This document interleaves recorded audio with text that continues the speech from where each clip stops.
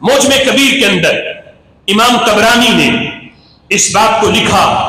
حضرت زید بن ارقم رضی اللہ تعالیٰ عنہ سے یہ روایت ہے، کہتے ہیں کہ رسول اللہ صلی اللہ تعالیٰ علیہ وسلم نے ارشاد فرمایا، مرفوع حدیث ہے، نبی پاک علیہ الصلوۃ والسلام ارشاد فرماتے ہیں، نعم المرء بلال، بلال کتنا اچھا بندہ ہے.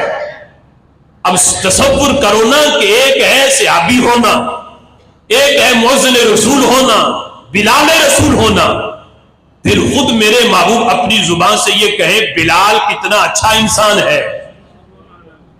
وہ نبی کے جن سے بندے کی باطنی کیفیت بھی چھپی ہوئی نہیں، ظاہر تو عیاں ہے ہی، جو باطن کو بھی دیکھتے ہیں وہ نبی گارنٹی دے رہے ہیں کہ بلال کتنا اچھا انسان ہے.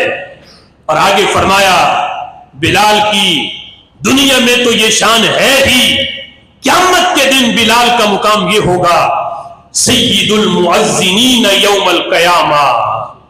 قیامت کے دن جتنے بھی مؤذن ہیں ان سب کا سردار حضرت بلال ہوں گے.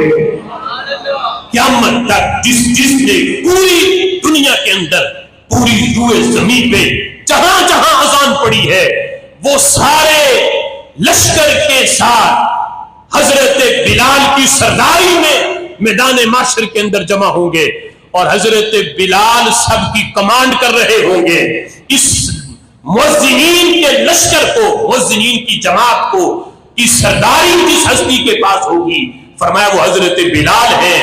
والمؤذنون اقبل الناس اعناقا یوم القیامہ، فرمایا قیامت کے دن سارے مؤذنین کی گردنیں بلند ہوں گی، ان کا پورے میدان معاشر کے اندر ایک منفرد مقام ہوگا. لیکن حضور فرماتے ہیں میرے بلال کا اس سے بھی منفرد مقام ہوگا.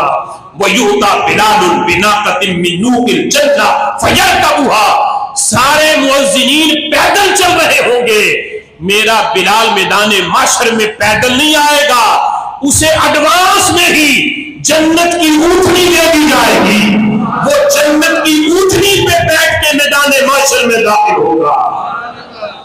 یوتا بلال بناقۃ من نوق الجنہ، فرمایا جب تک بکے نہ تھے کوئی پوچھتا نہ تھا، تو نے خرید کر انمول کر دیا.